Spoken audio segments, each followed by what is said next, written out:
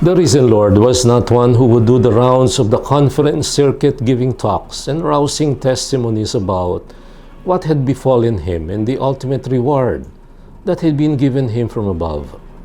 Surely after a harrowing and ignominious death on the cross, after all the humiliation and the degradation, after all the denials and the disarray among the ranks of his followers that ensued after his death, after the time Judas sold him for 30 miserable pieces of silver, after the 3 times that even Peter himself denied that he knew him, surely there will be reason to bask in the glory of the resurrection and give everybody that "I told you so" attitude. No, the risen Christ was busy doing service to the very same people, some of whom did him a whole lot of disservice. Today, John once more reminds us of what his dying on the cross is ultimately all about: an all-out life of service and self-offering to others. He coached and coaxed a discouraged and sleepy fishing crew who has labored all night in vain. He led them to where fish was available and abundant. Knowing them to be not only discouraged and tired, but also hungry, Jesus lit up a fire and prepared some food, bread and fish, for those whom he would be sending out to catch more than just fish. Jesus' attention was apparently focused on the head fisherman, the next one in line after him as the master and teacher. The fire around which the risen Lord brought them to share what he had prepared and warmed themselves up with was reminiscent of the fire around which the shaking and insecure Simon warmed his cold and clammy hands, as he coldly denied the Lord 3 times before harmless servants. The fire that exuded warmth and love, close to which the Lord, on the way to his death, looked on ever so warmly and lovingly at Peter, is now represented by another fire. Around that fire, the risen Lord casts his loving glance at Simon, whom he prods with gentle questionings. "Simon, son of John, do you love me more than these?" For as many times as Simon denied his Lord, he was asked to profess his love for the same Lord. "Yes, Lord, you know that I love you." But Christ was looking for more than just love. The risen Lord was expecting more than just lip service.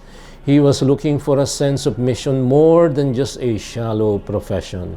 "Feed my lambs." The risen Lord was looking for living proof of that love, as real as his own suffering, death, and resurrection, and as real now as his act of loving service to them, leading them to a bountiful catch and preparing for them a well-deserved meal after an otherwise night of toil. The Lord was asking his followers, most especially Peter, to walk the talk, to do as one says, to live as one believes. "Feed my lambs, tend my sheep, feed my sheep." Our society all over the world nowadays is never wanting in examples that point to the opposite of what the Lord tells us today. The culture of selfish individualism that makes people go out and be number one. That culture has absolutely nothing to do with being modest, coy, self-effacing, humble, and putting others' needs and concerns before one's own. Let's face it, the world does not exactly value self-effacing service. Doing one's work quietly, being relatively unknown while working for others' welfare, no longer count among the most popular dreams of people in societies all over the planet. The statement of one famous personality who is emulated by many all over is reflective of the current values upheld by people nowadays.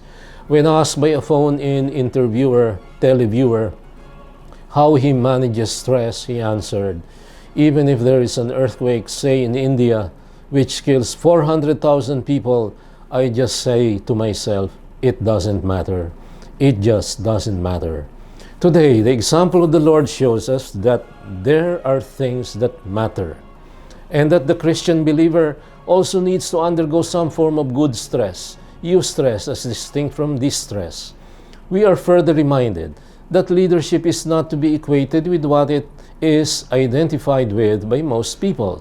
Leadership is not primarily equated with honor, prestige, and glory.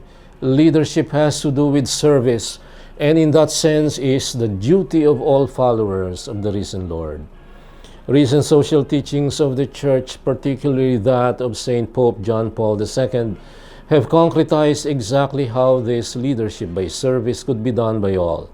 One need not have an office or position to do service. One need not be powerful or extremely rich. Even the poor are called to ministerial service. Service is never a monopoly of the powerful.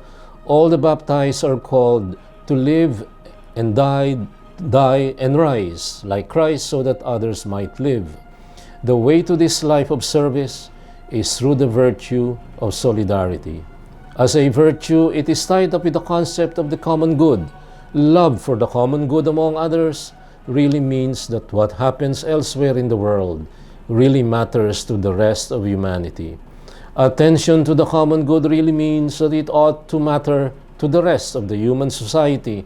If entire populations live in subhuman poverty or go through the most abject lack of social justice imaginable. For one who truly lives in solidarity with all, with everyone created in God's image and likeness, it ought to matter that 25% of the world's population use up to 75% of the world's resources, while the 75% make do with the remaining 25%. Everything matters for the Christian believer. It just matters for the one who truly loves and cares for the Lord. And this, my dear friends, is your Kalakbay at Katoto saying thank you. God bless you.